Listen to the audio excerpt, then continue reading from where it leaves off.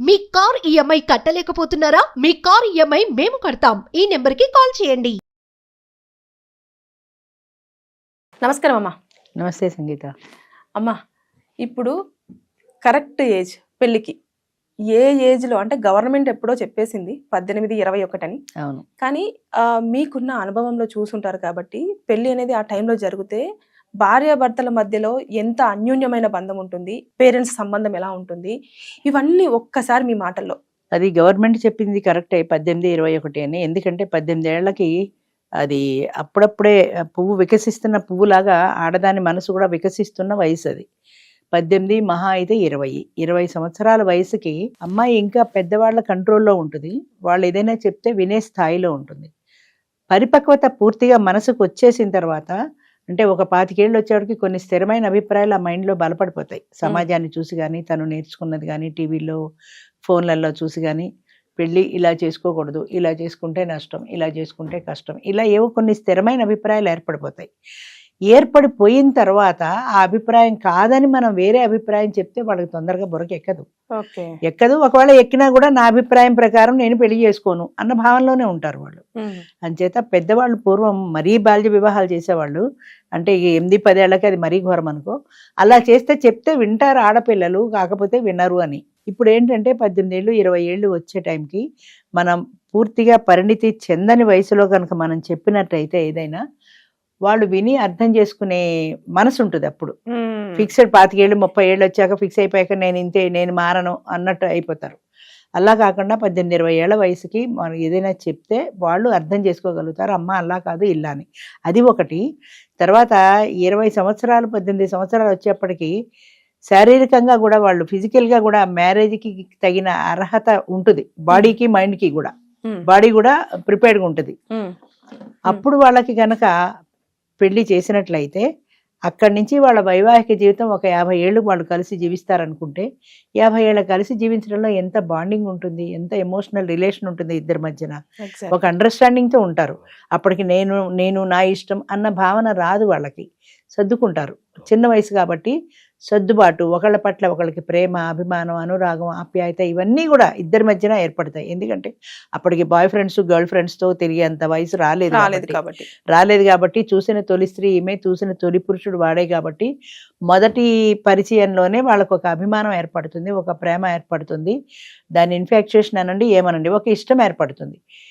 పెళ్ళి అని చేసిన తర్వాత శాస్త్రోక్తంగా వాళ్ళని కూర్చోబెట్టి తలంబరాలు, తెరసెల్లా కట్టి, జీలకర్ర బెల్లాలు ఇవన్నీ పెట్టి చేసినప్పుడు వాళ్ళ మనసులో కూడా ఒక భావన వస్తుంది. ఆ మంత్రాల అర్థం వాళ్ళకి తెలియకపోవచ్చు కానీ ఈ పురుషుడు నావాడు, ఈ స్త్రీ నాది, మాది ఒక కుటుంబం అన్న భావన వాళ్ళకి ఆ పెళ్లి టైంలో ఏర్పడుతుంది.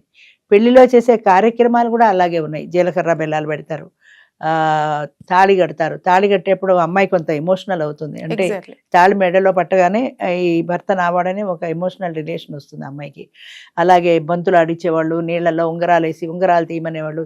ఈ చిన్న చిన్న చర్యల ద్వారా అవతల వ్యక్తి పట్ల ఒక ఇష్టం అనేది ఏర్పడుతుంది. ఎంత అద్భుతంగా చేశారు పెళ్ళి అనేది మన వాళ్ళ కార్యక్రమం. అది సంస్కృతంలో వచ్చే వాటి అర్థాలు మనకు అన్నీ తెలియకపోవచ్చు కానీ వాళ్ళు పెట్టిన ప్రతి కార్యక్రమంలోనూ కూడా ఒక పరమార్థం ఉన్నాయి. అంచేత అలా అయిపోయినప్పుడు ఈ కార్యక్రమాల ద్వారా ఈ పురుషుడు నావాడు, ఈ స్త్రీ నాది అన్న భావన వాళ్ళల్లో ఏర్పడినప్పుడు వాళ్ళిద్దరూ కలిసి ఒక దాంపత్య జీవితాన్ని ప్రారంభించినప్పుడు ఒక అద్భుతమైనటువంటి అనుభూతి వస్తుంది వాళ్ళిద్దరికీ కూడా. ఒకళ్ళ పట్ల ఒకళ్ళకి అమితమైన ఇష్టం వస్తుంది. ఆ ఇష్టంతో వద్దన్నా సర్దుకుంటారు. నువ్వు సర్దుకొని ప్రత్యేకంగా చెప్పక్కర్లా.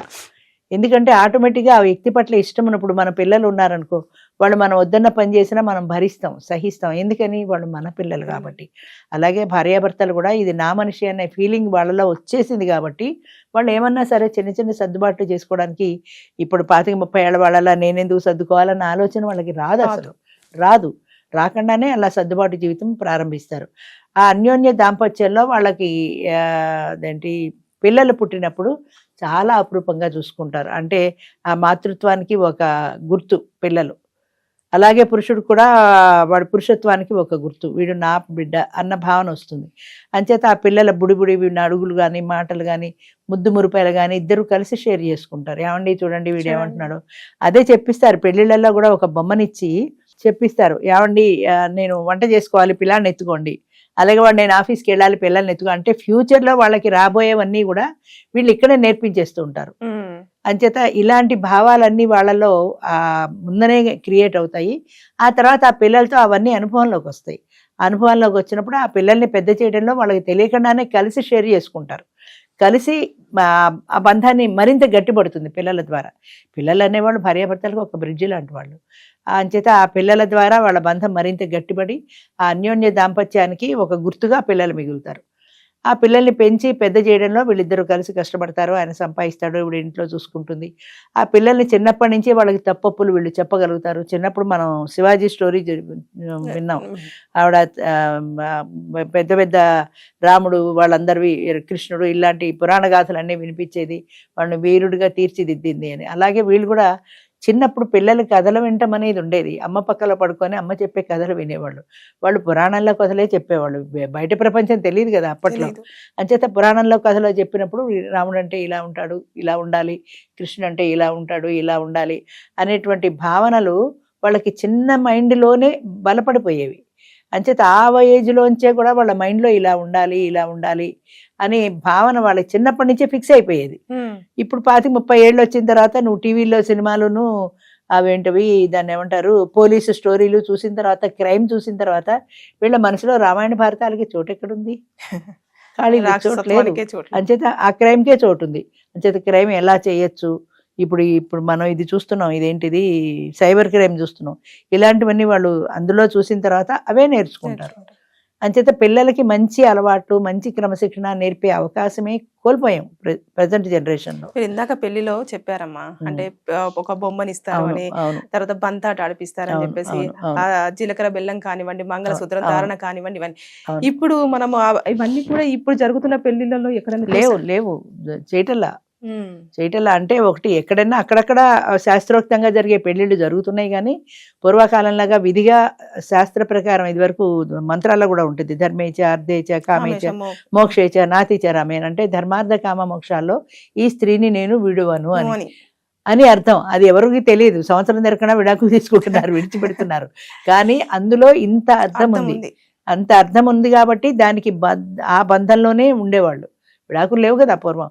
కష్టమో సుఖమో కలిసి భరించడమే తెలుసు. అంచేత ఇప్పుడు ఆడించడంలో కానీ, బొమ్మను ఆడించడంలో కానీ, బంతులాట ఆడించడంలో కానీ వాళ్ళకి తెలియకుండానే అవతల వ్యక్తి పట్ల ఒక ఇష్టం ఏర్పడేది.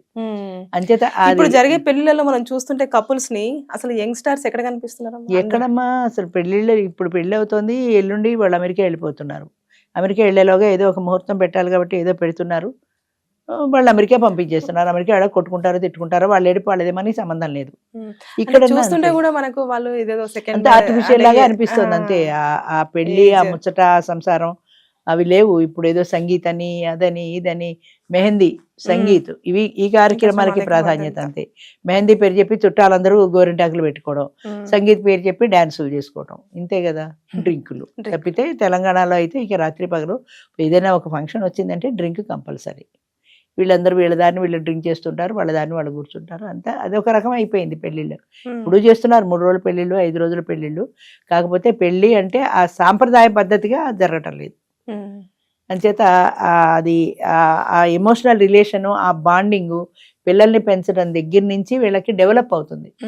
పేరెంట్స్కు ఆ పిల్లల్ని ఒక క్రమశిక్షణలో వాళ్ళకి కథలు చెప్పి వాళ్ళని మంచి పద్ధతిలో క్రమశిక్షణతో నడిపించినప్పుడు ఆ పిల్లలు కూడా అలాగే మంచి పద్ధతిలో బాధ్యతలు కూడా అయిపోయి వాళ్ళు కూడా రిలాక్స్డ్ గా ఉండే ఏజ్ కూడా వచ్చేసరికి వీళ్ళంతా సెటిల్ అయిపోతారు కదా. అసలు లెక్క ఏంటంటే రిటైర్మెంట్ అయ్యే టైంకి పిల్లలందరూ సెటిల్ అయిపోయి ఏ బాధ్యతలు లేకుండా భార్యాభర్తలు ఇద్దరు వచ్చిన పెన్షన్తో కాలక్షేపం చేసేలా ఉండాలి. అది కరెక్ట్ క్యాలిక్యులేషన్. ఇప్పుడు 20-21 ఏళ్ళకి పెళ్లి చేస్తే అంతే కదా, అప్పటికి రిటైర్ అయ్యే టైంకి 25 ఏళ్ళు వస్తాయి, పెళ్ళిళ్ళు అయిపోతాయి, చివరికి వీళ్ళిద్దరే మిగులుతారు. మా అమ్మాయింది, ఎవరు ఫర్ ఎగ్జాంపుల్ చెప్తున్నా, మా అమ్మాయికి 18 ఏళ్ళకి పెళ్లి చేసాం. 50 ఏళ్ళు మా అమ్మాయికి వచ్చేప్పటికి 58 ఏళ్ళు మా అల్లుడికి వచ్చాయి, రిటైర్ అయిపోయాడు. ఇద్దరు ఆడపిల్లలకి పెళ్లిళ్ళు చేసేసారు. పెళ్లిళ్ళు అయిపోయాయి, పిల్లలు వెళ్ళిపోయారు. వీళ్ళిద్దరు హాయిగా వచ్చిన పెన్షన్తో కలో గంజో తాగి పచ్చలన్నం తిన్నా అడిగేవాళ్ళు లేరు, సుఖంగా ఉంటారు. ఎప్పుడైనా అవసరమైతే పిల్లలు వస్తారు, లేదా ఏదైనా అవసరం అంటే వీళ్ళు పిల్లల దగ్గరికి వెళ్తారు, అది వేరు. పిల్లల పెళ్లి చేసే వరకు ఒక బాధ్యత అనేది ఉంది కదా, అవి అయిపోయాయి కాబట్టి ఇప్పుడు రిలాక్స్డ్గా ఉన్నారు. ఆ వచ్చే పెన్షన్తో కాలక్షేపం చేస్తారు. లేట్ గా అది- మ్యారేజ్ చేసుకుంటే అది మిస్ అవుతుంది. అంతే కదా, 18 ఏళ్ళకే పెళ్లి చేశాం కాబట్టి మేము కూడా ఏదైనా పిల్లకి పాతకాలం వాళ్ళం కాబట్టి అలాగే చెప్పేవాళ్ళం, అమ్మ ఏదైనా వస్తే సర్దుకోవాలి, కష్టం వస్తే మనం నిలబడగలగాలి ధైర్యంగా, పరిగెత్తుకుంటూ అమ్మ దగ్గరికి రాకూడదు, ఏదైనా నీకు నువ్వే తీర్చుకోవాలి. అది కష్టమ సుఖమ వాళ్ళిద్దరే పడ్డారు, ఏదైనా కానీ వాళ్ళిద్దరూ పడ్డారు. పెళ్లి చేసాం, అయిపోయింది, ఆ అమ్మాయి బాధ్యత తీరిపోయింది. మొన్న ఢిల్లీ వెళ్ళినప్పుడు అమ్మాయిని చూడడానికి వెళ్తే నాకు అదే అనిపించింది, ఎప్పుడు పెళ్ళప్పుడు ఇద్దరు ఎలా మిగిలారో మళ్ళీ ఇప్పుడు కూడా ఇద్దరే మిగిలారు.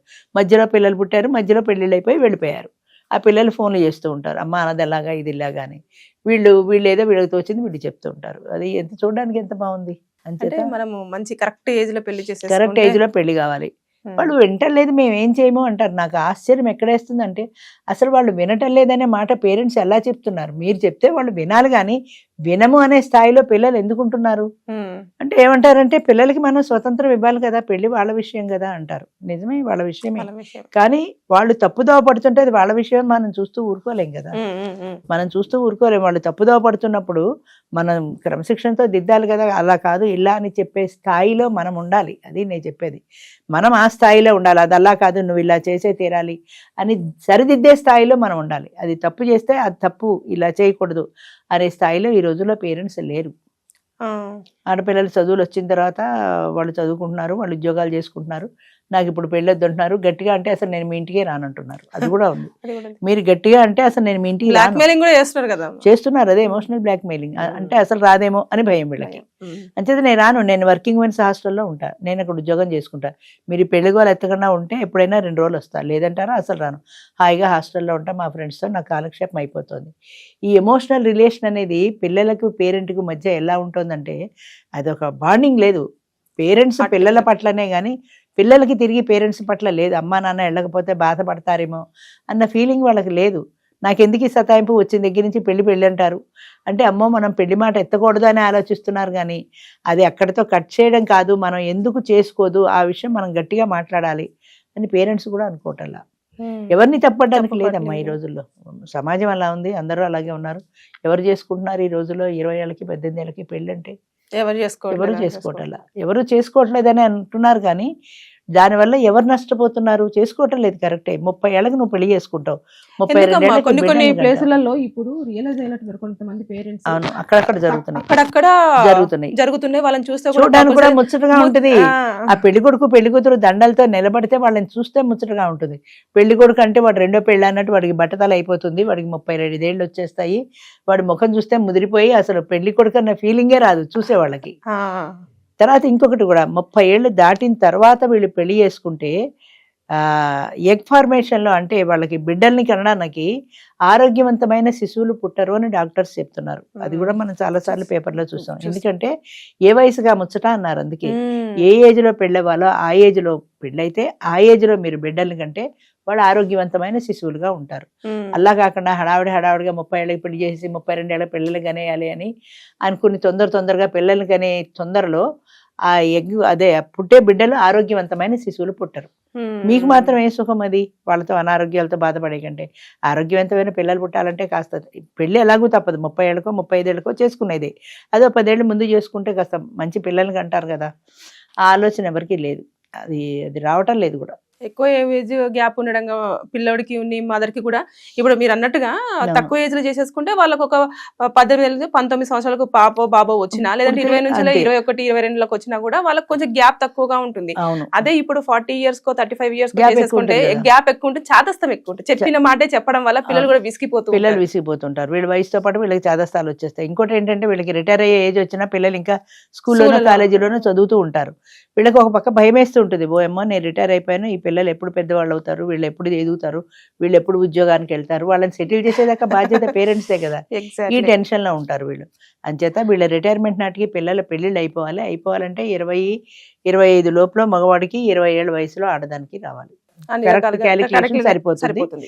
వాళ్ళకు కూడా ఒక బాండింగ్, ఒక ఎమోషనల్ రిలేషన్ ఏర్పడతాయి. పెళ్లి చిన్న వయసులో చేసుకున్నారు కాబట్టి వాళ్ళ మధ్య కూడా బాండింగ్ సక్రమ పద్ధతిలో ఉంటుంది. అంటే ఇలాగా కొట్టుకోవడం, ఏడు పెళ్లి నెక్స్ట్ ఫస్ట్ యానివర్సరీకి డైవర్స్ అని కాకుండా ఒక ఎమోషనల్ బాండింగ్ ఉంటుంది వాళ్ళ మధ్యలో కూడా. చూడడానికి బాగుంటారు జంట, చూసే వాళ్ళకి కూడా ముచ్చటగా. అంతే. Thank you. మంచిదమ్మా.